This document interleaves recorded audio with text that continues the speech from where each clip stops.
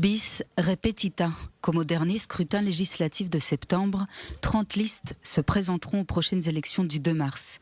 La composition politique des listes diffère peu des dernières législatives, même si certains petits partis disparaissent et une formation politique se recrée.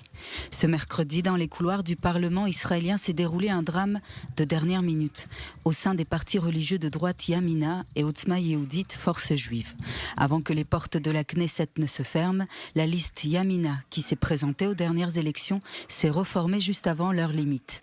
L'annonce a été faite à la suite d'une réunion de dernière minute entre le leader de la nouvelle droite, Naftali Bennett, le leader du foyer juif, Rafi Peretz, et le Premier ministre, Benjamin Netanyahou. Naftali Bennett dirigera cette liste, Rafi Peretz se place en deuxième et Ayelet Shaked clôt le trio de tête. Elle est ensuite suivie du ministre des Transports, Bezalel Smotrich. Si cette formation a pu renaître, c'est au détriment du parti Force juive et surtout de son leader Itamar Ben-Gvir.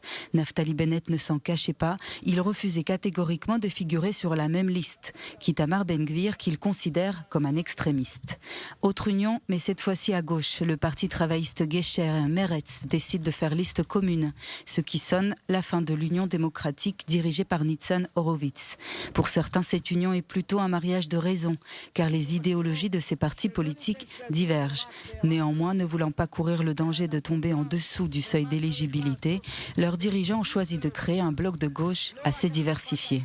Tout au sommet, rien ne change. Le Likoud et bleu-blanc dominent, comme il devrait dominer dans les sondages. Le Premier ministre israélien Benjamin Netanyahou est en tête de liste de son parti, le Likoud, suivi du président de la Knesset, Yuli Edelstein, du ministre des Affaires étrangères Israël Katz, du ministre des Affaires stratégiques Gilad Erdan et du député Gidon Sa'ar, candidat malheureux de la primaire du Likoud. La liste Likoud s'enrichit avec un candidat de dernière minute, Gadi Yeverkan, un transfuge de bleu-blanc. La liste bleu-blanc lui a aussitôt trouvé un remplaçant, Andrei Koushnov, un ancien journaliste d'une chaîne de télévision russe en Israël. La tête de liste du parti reste la même, Benny Gantz, suivi de Yair Lapid, de Moshe Yaalon et de Gabi Ashkenazi.